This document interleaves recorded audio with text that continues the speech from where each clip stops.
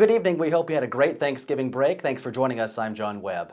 This week, the TLC and ISUB reopened after over a month of repairs. Flooding damaged a transformer in the basement, and a special fuse was needed to complete the repairs. UI and Avista did not possess the specific fuse, so they asked Ed Schweitzer from Schweitzer Engineering for help. His team located the fuse in Portland. In total, the repairs are estimated to have cost $75,000 to $100,000, but will be covered under the annual facilities maintenance budget.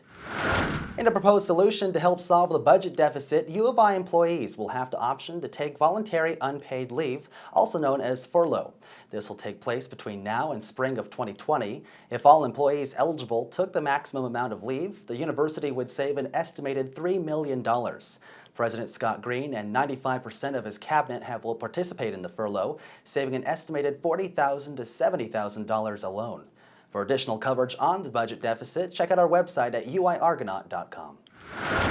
U of I announced a new policy to go into effect in January of 2020. All events with an expected audience of over 500 people will need to abide by a new clear bag policy. Campus Security Manager Bruce Lovell said that this will bring U of I safety standards up to par with the rest of the country. Director of Athletics Communications Joe St. Pierre said the athletic department fully supports the policy and is looking for ways to help ease the transition. Chuck Staben will be sticking around for a while longer. The former UI president is officially out of the running for the presidential position at the University of North Dakota. Staben will continue to teach biology courses here at the U of I instead. Next semester, he will teach Biology 454, Biochemistry 2. In Life News, Life editor Nicole Hinberg learned more about a unique studio on campus, printmaking.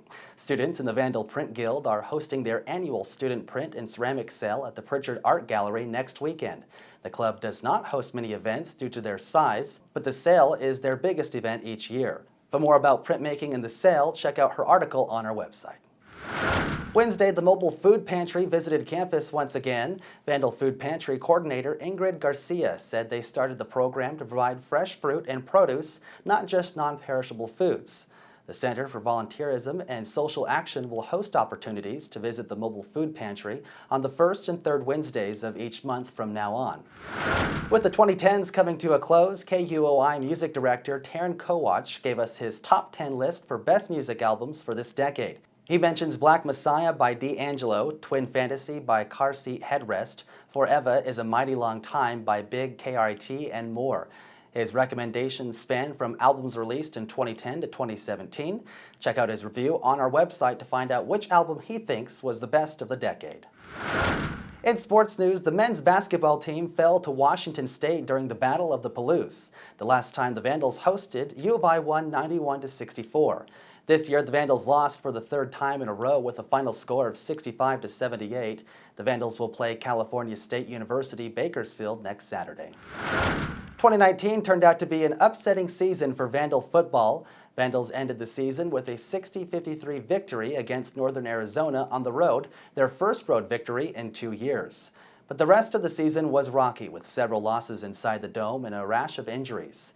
With the last members of the 2016 Bowl team gone, Vandal football is entering the 2020 season with uncertainty. For more sports, check out the Vandal Scoreboard podcast and Vandal Nation website. This week, ArgoCast producer Alexis Van Horn wrote an opinion piece about the value of controversy. She says that conversations about our current political climate are the exception at the U of I campus instead of the norm. She joins us now. So why should political conversations be the norm on campus with all this heat? All right, so I think it's really important to keep in mind that national conversations still affect us here in Moscow, and even though they were uncomfortable to have, it's really important to talk about them in a civil manner so we make sure we all understand where we're going as we're going forward. What are some tips to have a civil but important political conversation? So you don't want to get over emotional, or at least let your emotions get the better of you. It's really important to acknowledge what the other person you're talking to is saying, but still remember they're also a human being and their opinion matters, and you can talk about these emotionally charged topics without viewing the other person as your enemy. You want to work together to find a solution. Alexis, thanks. That's it for us tonight. Until we speak again, I'm John Webb. Have a great night.